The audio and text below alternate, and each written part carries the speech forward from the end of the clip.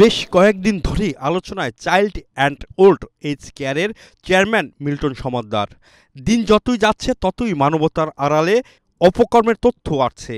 Facebook এবং social মিডিয়ায় মানবিকতার কথা বলে কোটি কোটি টাকা হাতিয়ে নেওয়ার পাশাপাশি অসহায় মানুষকে পৈশাচিক নির্যাতনকারী মিল্টন সমাদ্দারের স্ত্রী মিতুকেও জিজ্ঞাসাবাদ করা হয়েছে। জিজ্ঞাসাবাদ শেষে মিল্টন সমাদ্দারের আইন অনুযায়ী বিচার চায় তার স্ত্রী। আমি বলতে পারবো না, আইন যেটা মনে করবে সেটা, আইনের দৃষ্টিকোণ থেকে যেটা সেটা। পরে সংবাদ সম্মেলনে গোয়েন্দা পুলিশ প্রধান জানান, জাতির পিতা বঙ্গবন্ধু শেখ মুজিবুর রহমানের নাতনি সাইমা ওয়াজেদ পুতুল অটিজম নিয়ে সারা বিশ্বে যে সুনাম অর্জন করেছে, একটি মহল অটিজম এবং মানবতার কথা বলে প্রতারণা করে সেই সুনাম ক্ষুণ্ণ করছে। এদের ছাড় দেয়া হবে না বলেও হুঁশিয়ারি দেন তিনি। আমাদের বঙ্গবন্ধুর নাতনি মাননীয় প্রধানমন্ত্রীর কন্যা সাইমা ওয়াজেদ পুতুল অটিজম নিয়ে সারা বিশ্বে কাজ করে প্রশংসিত হয়েছেন।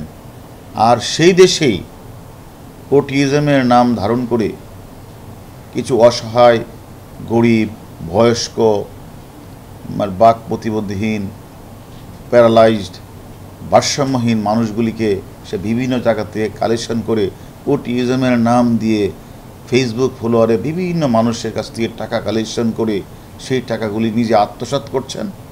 অন্যদিকে এদেরকে চিকিৎসার জন্য 1 টাকা খরচ করছেন না। এটা একটা ভয়াবহ অপরাধ। গোয়েন্দা পুলিশ প্রধান আরও জানান, মিল্টনের স্ত্রী সবকিছু জেনেও চুপ থাকায় তিনি এর দায় এড়াতে পারেন না। আশ্রমে মিল্টন সমাদ্দার ধারালো বেলেট দিয়ে নিজেই অপারেশন করতে বলেও জানান গোয়েন্দা পুলিশ প্রধান। তিনি তার যে ফেসবুকে ফলোয়ারদের মাধ্যমে সে টাকা ইনকাম করতেন, বাট টাকাগুলি সে খরচ করতেন না।